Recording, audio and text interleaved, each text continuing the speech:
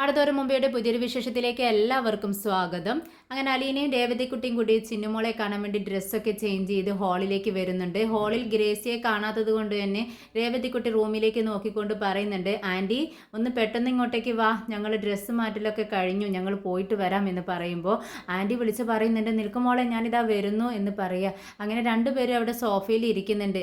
അതിനിടയിൽ രേവതിക്കുട്ടി ചോദിക്കുന്നുണ്ട്, ചേച്ചി നമുക്ക് മോൾക്ക് സീറ്റ്സും ഡോളൊക്കെ വാങ്ങിക്കണ്ടേ, ഡ്രസ്സൊക്കെ വാങ്ങിക്കണ്ടേ, നേരം വഴുകുമോ എല്ലാം കഴിഞ്ഞ് പോകുമ്പോഴേക്കെന്നോ ചോദിക്കുമ്പോൾ അലീനും പറയുന്നുണ്ട്, ആ ശരിയാ മോളെ, എത്ര നേരമാവും, എപ്പോഴാണ് തിരിച്ചു വരിക ഒന്നും പറയാൻ പറ്റത്തില്ല, നേരെ എത്ര ആയില്ലേ, പെട്ടെന്ന് ഇറങ്ങണം നമുക്കെന്ന് പറയാണ്. അപ്പോഴേക്കും നമ്മുടെ മാമച്ചായൻ ഡ്രസ്സ് ചേഞ്ച് ചെയ്തുകൊണ്ട് പുതിയ ഡ്രസ്സൊക്കെ ഇട്ടുകൊണ്ട് വരികയാണ്. ഇത് കണ്ടിട്ട് രേവതിക്കുട്ടി ചോദിക്കുന്നുണ്ട്, അല്ല അങ്കിൾ ഇത് എങ്ങോട്ടാ? അത് കേൾക്കുന്നതും നമ്മുടെ അങ്കിള് പറയുന്നുണ്ട്, ആ ഞാനും ഒന്ന് പുറത്തേക്ക് പോവാണ്. അപ്പോഴേക്കും ഗ്രേസി ആൻറ്റി അങ്ങോട്ടേക്ക് വരികയാണ്. ആ ഗ്രേസി ആൻറ്റി പോകുന്നുണ്ടോ? ഓ അപ്പോൾ നിങ്ങൾ രണ്ടുപേരും ഞങ്ങൾ പുറത്ത് പോകുന്ന സമയത്ത് നോക്കി വേറെ എങ്ങോട്ടോ പോകാൻ വേണ്ടി പ്ലാൻ ഇട്ടിരിക്കുക അല്ലേ എന്ന് പറയാണ്. അപ്പോൾ ആൻറ്റി പറയുന്നുണ്ട്, ഞങ്ങളെ ആലപ്പുഴയ്ക്കൊന്ന് പോവാണ്. ഓ അത് ശരി, അപ്പോൾ ഞങ്ങൾ പോകുന്ന വഴിക്കാണല്ലോ പോകുന്നതെന്ന് അലീന പറയുന്നുണ്ട്. പക്ഷേ ഇത് കേട്ടതും രേവതിക്കുട്ടി മുഖം വീർപ്പിച്ച് പിണങ്ങി നിൽക്കുകയാണ്. അപ്പുറത്തേക്ക് തിരിഞ്ഞ് കൈയൊക്കെ കെട്ടിയിട്ട് ഇങ്ങനെ നിൽക്കുന്നുണ്ട്. എന്നിട്ട് പറയുന്നുണ്ട്, ഞാൻ നിങ്ങളോട് പിണക്കാണ്. ഞങ്ങൾ പുറത്തു പോകുന്ന സമയം നോക്കി നിങ്ങൾ കറങ്ങാൻ പോവാണല്ലേ. നിങ്ങളോടൊപ്പം എനിക്കും വരാമായിരുന്നല്ലോ. പക്ഷേ ഇന്നിപ്പോൾ ഞാൻ ചിന്നുമോളെ കാണാൻ വേണ്ടി പോവല്ലേ, നിങ്ങൾക്ക് വേറൊരു ദിവസം എന്നെ കൂട്ടി പോയാൽ പോരെ എന്ന് ചോദിക്കുമ്പോൾ അങ്കിള് പറയുന്നുണ്ട്, ഏയ് വേണ്ട, നീയുണ്ടെങ്കിൽ ഒരു സുഖം ഉണ്ടാവില്ല, ഞങ്ങൾ പോയിട്ട് വരാം എന്നിങ്ങനെ രേവതിക്കുട്ടിയെ ചൂണ്ടി പിടിപ്പിക്കാൻ വേണ്ടി പറയുന്നുണ്ട്. ഇത് കേട്ടതും രേവതിക്ക് വീണ്ടും ദേഷ്യം വരികയാണ്. പെട്ടെന്ന് ഗ്രേസ് ആൻറ്റി പറയുന്നുണ്ട്, എന്തായാലും ഞങ്ങൾ പോകുന്ന വഴിക്ക് നിങ്ങളെ ആലപ്പുഴയിൽ ഇറക്കി വിടാം, അവിടെ നിന്നും ഒരു ബസ് കയറി അങ്ങ് പോയാൽ മതി. ഇപ്പോൾ രേവതിക്കുട്ടി പറയുന്നതിനും വേണ്ട വേണ്ട അലീനേച്ചി, ഇവരങ്ങ് പോക്കോട്ടെ, ഇവർക്ക് ഭയങ്കര ഗമ, എങ്ങോട്ടാന്ന് വെച്ചാൽ പോട്ടെ, നമുക്ക് ബസ്സിൽ തന്നെ പോയാൽ മതി കേട്ടോ എന്ന് പറയാം. അപ്പോൾ ഗ്രേസ് ആൻറ്റി പെട്ടെന്ന് ദേഷ്യത്തോടെ പറയുന്നുണ്ട്, ദേഷ്യം അഭിനയിക്കുകയാണ്. എന്നിട്ട് പറയുന്നുണ്ട്, അതെ ഞാൻ പറയുന്നത് നീ അങ്ങ് കേട്ടാൽ മതി, ചെന്ന് അലീനയും കൂട്ടിക്കൊണ്ട് വണ്ടി കയറണ്ടി, ഞങ്ങൾ പോകുന്ന വഴിക്ക് നിങ്ങളെ അങ്ങ് ഇറക്കി വിടാം എന്ന് പറയുക. അങ്ങനെ 4 പേരും കൂടെ കൊല്ലത്തേക്കുള്ള യാത്രയിലാണ്. മാമച്ചായൻ പറഞ്ഞിരിക്കുന്നത് അവരുടെ ഒരു ഫ്രണ്ടിൻ്റെ വീട്ടിൽ കയറണം, ആലപ്പുഴയിൽ അവിടെ കയറും, ഇവരെ എവിടെ നിന്നും ബസ് കയറ്റി വിടുമെന്നാണ്. ആ ഒരു ഇതിലാണ് അവരങ്ങനെ പോകുന്നത്. പകുതിക്ക് വെച്ച് വണ്ടി നിർത്തിക്കൊണ്ട് അലീനയും രേവതിക്കുട്ടിയും കൂടെ ചിന്നുമോൾക്കുള്ള സാധനങ്ങളൊക്കെ വാങ്ങിക്കാൻ വേണ്ടി വഴിയിൽ ഇറങ്ങുന്നുണ്ട്. അവരെ കാണാത്തത് കൊണ്ട് ഗ്രേസൻ്റ് ചോദിക്കുന്നുണ്ട്, എന്താ ഈ പിള്ളേർ കാണിക്കുന്നത്, നേരെ എത്ര ആയില്ലേ, ഇവരുടെ സാധനങ്ങൾ വാങ്ങിക്കാനൊന്നും കഴിഞ്ഞില്ലായിരിക്കുമോ എന്നൊക്കെ ഇങ്ങനെ പറയുന്നുണ്ട്. ആ മക്കളെ വാങ്ങിച്ചിട്ട് വരട്ടെ, നീ ഇങ്ങനെ തിരക്ക് കൂട്ടാതിരിക്കുക ഗ്രേസിയ എന്നൊക്കെ പറയുന്നുണ്ട് മാമച്ചായൻ. അങ്ങനെ 2 പേരും കുറച്ച് സാധനങ്ങളൊക്കെ വാങ്ങിച്ച് ഡ്രസ്സും സീറ്റ്സും എല്ലാം വാങ്ങിച്ച് വണ്ടിയിൽ വന്ന് കയറുന്നുണ്ട്. അവരങ്ങനെ പുറത്തേക്ക് നോക്കിക്കൊണ്ട് ഇങ്ങനെ സംസാരിച്ചുകൊണ്ടിരിക്കുകയാണ് അലീനയും രേവതിക്കുട്ടിയും. ഇടയ്ക്ക് വെച്ചിട്ട് ഒരു ബോർഡൊക്കെ കാണുന്നുണ്ട് അവർ. അയ്യോ ആലപ്പുഴ, ആലപ്പുഴ കഴിഞ്ഞു അങ്കിളിന് ആലപ്പുഴയിലല്ലേ എത്തേണ്ടത്. ഇത് കേട്ടതും മാമച്ചായൻ പറയുന്നുണ്ട്, അയ്യോ ആലപ്പുഴ കഴിഞ്ഞോ, ഞാൻ ശ്രദ്ധിച്ചില്ലല്ലോ. അപ്പോൾ രേവതിക്കുട്ടി പറയുന്നുണ്ട്, അങ്കിളെ ഞങ്ങൾ ആദ്യമായിട്ടല്ലേ ഈ സ്ഥലത്തേക്കൊക്കെ വരുന്നത്, അങ്കിളിന് ഇവിടേക്ക് അറിയാവുന്നതല്ലേ, അപ്പോൾ അങ്കിളല്ലേ ശ്രദ്ധിക്കേണ്ടതെന്ന് പറയാണ്. ഇത് കേട്ടതും നമ്മുടെ ഗ്രേസ് ആൻറ്റി പറയുന്നുണ്ട്, ഓ എന്തായാലും ഇനിയിപ്പോൾ ഒരു 10 കിലോമീറ്ററെങ്കിലും തിരിച്ചു പോവേണ്ടി വരും, എന്തായാലും ഇവർക്ക് കൊല്ലത്തേക്കല്ലേ പോകേണ്ടത്, നമുക്ക് എന്തായാലും കൊല്ലത്ത് ഇവരോടൊപ്പം പോയിട്ട് തിരിച്ചു വരുന്ന വഴിക്ക് ആലപ്പുഴയിൽ ഇറങ്ങാം എന്നിങ്ങനെ പറയുക കേട്ടോ. അപ്പോൾ നമ്മുടെ രേവതിക്കുട്ടിയും അലീനയും കൂടി പരസ്പരം ഇങ്ങനെ നോക്കുന്നുണ്ട്. അപ്പോൾ ഗ്രേസി ആൻറ്റി പറയുന്നുണ്ട്, എന്തായാലും ഈ 2 പിള്ളേരെയും കൂടെ ഈ നേരത്ത് നമുക്ക് തനിയെ വിടണ്ട, അവർ തിരിച്ചു വരുന്ന സമയത്ത് ഒരുപാട് ഇരുട്ടും, അപ്പോൾ നമ്മൾ എന്ത് സമാധാനത്തിലാണ് വീട്ടിലിരിക്കുക എന്നിങ്ങനെ പറയുക കേട്ടോ. അങ്ങനെ അവരങ്ങനെ സന്തോഷത്തോടെ പോകുന്നുണ്ട്. ഇതിനിടയിൽ അലീന രേവതിക്കുട്ടിയോട് പറയുന്നുണ്ട്, പതുക്കെ പറയാണ്, ശബ്ദമടക്കി, എടി രേവതിക്കുട്ടി കണ്ടോ, ഇവരെ അഭിനയമാണോ ഇതൊക്കെ എന്ന് എനിക്കൊരു സംശയമുണ്ട്, ഇവർ നമ്മളെ 2 പേരെയും കൊല്ലത്തേക്ക് വിടാൻ ഇവർക്ക് എന്തോ പേടിയുണ്ട്, അതുകൊണ്ട് നമുക്ക് ഒരു പ്രൊട്ടക്ഷന് വേണ്ടിയിട്ടാണ് ഇവർ നമ്മോടൊപ്പം വരുന്നതെന്ന് എനിക്കൊരു ഡൗട്ടുണ്ടെന്ന് പറയാണ്. എന്നാൽ ഇത് കേൾക്കുന്നുണ്ട് മാമച്ചായൻ ഗ്രേസിയും. അവർ പതിയെ ഇങ്ങനെ ചിരിക്കുന്നുണ്ട്. എന്നിട്ട് മാമച്ചായൻ പറയുന്നുണ്ട്, ആ എന്താ അവിടെ ഒരു പിറുപിറുപ്പ് എന്ന് പറയാട്ടോ. ഏയ് ഒന്നുമില്ല, ഞങ്ങൾ നിർത്തി എന്ന് അലീന പറഞ്ഞ് ചിരിക്കുന്നുണ്ട്. പിന്നീട് നമ്മുടെ വൈജയന്തിയുടെ വീട്ടിലാട്ടോ കാണിക്കുന്നത്. വൈജയന്തിയുടെ വീട്ടിൽ നമ്മുടെ അലീന ഇല്ലാത്തത് കൊണ്ട് തന്നെ വൈജയന്തി ആകെ പ്രശ്നത്തിലായിരിക്കുകയാണ്. വീട്ടിൽ ഒരു കാര്യങ്ങളും നടക്കുന്നില്ല. ആകെ ദേഷ്യം വന്ന് നിൽക്കുകയാണ്. നമ്മുടെ മുത്തശ്ശിയാണെങ്കിൽ ഭക്ഷണം കഴിച്ചു കഴിഞ്ഞിട്ട് ഓരോരുത്തരെയും മാറി മാറി വിളിക്കുന്നുണ്ട്. വൈജയന്തി, ബബിതേ, കൃഷ്ണമോളെ എന്നൊക്കെ ഇങ്ങനെ വിളിച്ചുകൊണ്ടിരിക്കുന്നുണ്ട്. ആരും ചെല്ലുന്നില്ല. പെട്ടെന്ന് നമ്മുടെ ബാലചന്ദ്രൻ ഇത് കേൾക്കുന്നുണ്ട്. ഡോറ് തുറന്നിട്ട് ചോദിക്കുന്നുണ്ട്, എന്താ അമ്മേ, അമ്മ വിളിച്ചോന്ന് ചോദിക്കുകയാണ്.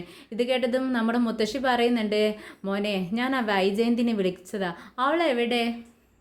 ഭക്ഷണം തന്നിട്ട് അങ്ങ് പോയ പോക്കാ, കൈ കഴുകാൻ വെള്ളം തന്നിട്ടില്ല അവള് എന്ന് പറയുമ്പോൾ നമ്മുടെ ബാലചന്ദ്രൻ പറയുന്നുണ്ട്, അതെ അമ്മേ, അവളെ ഞായറാഴ്ചയാണോ ശനിയാഴ്ചയാണോ എന്നൊന്നും അവൾക്കില്ല. അവൾ വെള്ളിയാഴ്ച വരുമ്പോഴേ അവളുടെ ബാങ്ക് ഉണ്ടല്ലോ അതിങ്ങ് വീട്ടിലേക്ക് കൊണ്ടുവരും. എന്നിട്ട് തിങ്കളാഴ്ച രാവിലെ പോകുമ്പോൾ അവൾ ബാങ്ക് തിരിച്ച് അങ്ങോട്ടേക്ക് കൊണ്ടുപോവുകയും ചെയ്യും. അവൾ അത്ര ബിസി അമ്മയെന്ന് പറയുകയാണ്. ഇത് കേട്ടതും നമ്മുടെ മുത്തശ്ശി ഇങ്ങനെ ചിരിക്കുന്നുണ്ട്.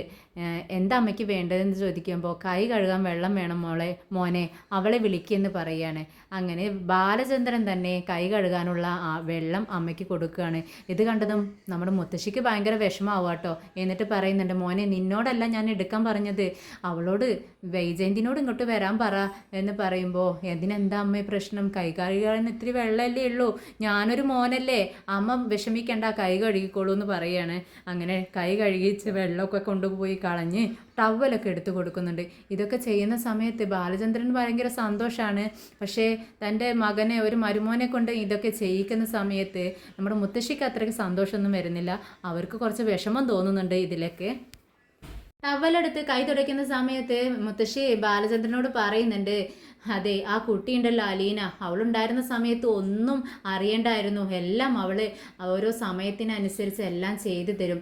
ഇപ്പം ഞാൻ ഭക്ഷണം കഴിച്ചോന്നോ ഗുളിക കഴിച്ചോന്നോ ആർക്കും അറിയേണ്ടതില്ല, ആരും ഒന്ന് ചോദിക്കുന്നത് പോലുമില്ല, ഞാൻ ജീവിച്ചിരിപ്പുണ്ടോന്നൊന്നും കൂടി ആരും നോക്കുന്നില്ല എന്ന് പറയുമ്പോൾ, ശരിയാ അമ്മ പറഞ്ഞത്, അമ്മ അലീനയുടെ കാര്യമല്ലേ പറയുന്നത് എന്ന് പറയുമ്പോഴേക്കും നമ്മുടെ വൈജയന്തി വാതിലങ്ങ് തള്ളി തുറന്നു വരിക.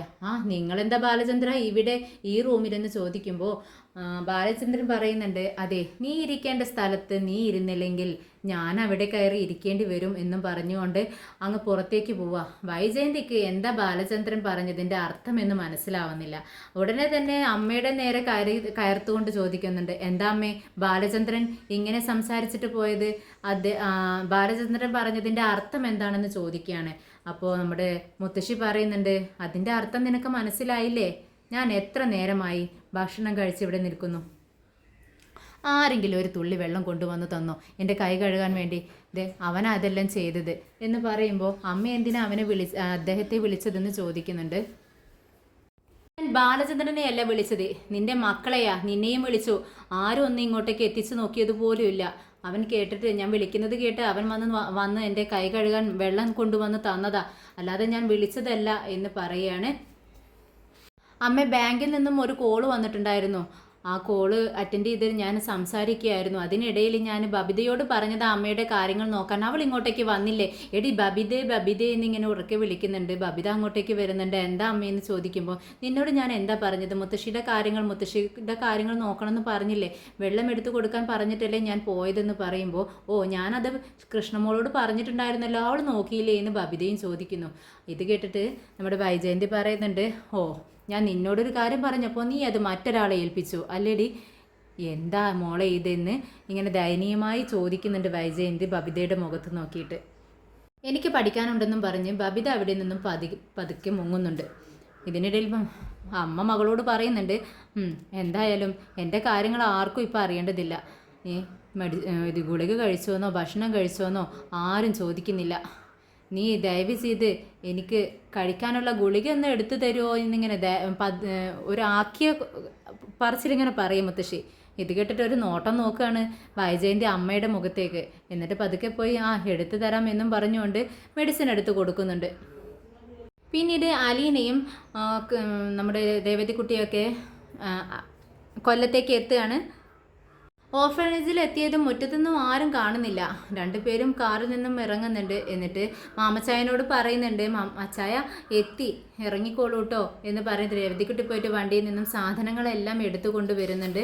എന്നിട്ട് പറയുന്നുണ്ട്, നമുക്ക് ആരും കാണില്ല, അകത്ത് കയറി നോക്കാമെന്ന് പറഞ്ഞ് അകത്തേക്ക് കയറുമ്പോഴേക്കും അവിടെ നിന്നും സിസ്റ്റർമാരെ വരുന്നുണ്ട്. നമ്മുടെ അലീനയെ പരിചയമുള്ളൊരു സിസ്റ്റർ ഉണ്ട്. അവർ പറയുന്നുണ്ട്, ആ മോളായിരുന്നോ, പറഞ്ഞിട്ടുണ്ടായിരുന്നു മറ്റേ സിസ്റ്റർ മോള് വരുമെന്നുള്ളത്, വാ എല്ലാവരും ഉണ്ടല്ലോ എന്നൊക്കെ പറഞ്ഞ് എല്ലാവരെയും അകത്തേക്ക് ക്ഷണിക്കുന്നുണ്ട്. അങ്ങനെ സിസ്റ്റർമാരെ എല്ലാം അലീന നമ്മുടെ മാമച്ചായനെയും ഗ്രേസി ആൻറ്റിയൊക്കെ പരിചയപ്പെടുത്തി കൊടുക്കുകയാണ്. ഇത് രേവതിക്കുട്ടി നിൽക്കുന്ന വീട്ടിലെ അവളുടെ ഗാർഡിയൻസാണ്, ലോക്കൽ ഗാർഡിയൻസാണ് എന്നൊക്കെ പറഞ്ഞുകൊണ്ട് അവർ പരിചയപ്പെടുത്തി കൊടുക്കുമ്പോൾ അവർ തന്നെ പറയുന്നുണ്ട്, നിങ്ങളെ കാണുമ്പോഴറിയാം കുട്ടിയോടുള്ള സ്നേഹവും താല്പര്യവും ഒക്കെ ഉണ്ട് അല്ലേ എന്നൊക്കെ പറഞ്ഞ് എന്തായാലും നിങ്ങൾക്ക് നല്ലതേ വരൂ എന്നൊക്കെ പറയുന്നുണ്ട്. അങ്ങനെ അലീനയും പറയുന്നുണ്ട്, ഞാനും ഒരു വീട്ടിൽ നിൽക്കുവാണ്, ഒരു അമ്മയെ ശുശ്രൂഷിക്കുകയാണ് എന്നൊക്കെ പറയുന്നുണ്ട്. അങ്ങനെ സുഖവിവരങ്ങളൊക്കെ അന്വേഷിച്ചുകൊണ്ടിരിക്കുന്ന സമയത്ത് മോൾ എവിടെയെന്ന് ചോദിക്കുകയാണ്. അപ്പോൾ അവർ പറയുന്നുണ്ട്, ചിന്നുമോൾ ഇത്രയും ദിവസം നല്ല കരച്ചിലായിരുന്നു, നിങ്ങൾ പോയി കഴിഞ്ഞ് എന്താ അവർ വരാത്തത്, എൻ്റെ ബർത്ത്ഡേക്ക് കേക്കും സ്വീറ്റ്സും വാങ്ങാൻ വേണ്ടി പോയതല്ലേ, രേവതി ചേച്ചിയും അലീന ചേച്ചിയും എന്താ വരാത്തതെന്ന് ചോദിച്ച് കുറേ ദിവസം അവർ വാശി പിടിക്കുകയായിരുന്നു. ഇപ്പോഴൊന്ന് നല്ല കുട്ടിയായി വന്നിട്ടുണ്ട്, ഇപ്പോൾ അങ്ങനെ ഒരുപാട് കരച്ചിലൊന്നും ഇല്ല എന്നൊക്കെ പറയുന്നുണ്ട്. ഞങ്ങൾക്ക് അവരെ കാണാൻ കൊതിയായി സിസ്റ്റർ, എവിടെ മോളെ എന്ന് ചോദിച്ചുകൊണ്ട് അവർ പുറത്തേക്ക് ഇറങ്ങുകയാണ്. അവർ റൂമിലേക്ക് കയറി ചെല്ലുന്ന സമയത്ത് നമ്മുടെ ചിന്നുമോള് അവരിങ്ങനെ അന്തമിട്ട് നോക്കുന്നുണ്ട്. ഒരു പരിചയമില്ലാത്ത ആൾക്കാരെ നോക്കുന്നത് പോലെ പെട്ടെന്ന് അങ്ങ് തിരിഞ്ഞു നിൽക്കുവാണ്. എന്നാൽ ചിന്നുമോളെ കാണുന്ന സമയത്ത് രേവതിക്കുട്ടിക്കും നമ്മൾ അലീനയ്ക്കും ഭയങ്കര വിഷമം വരുവാണ്.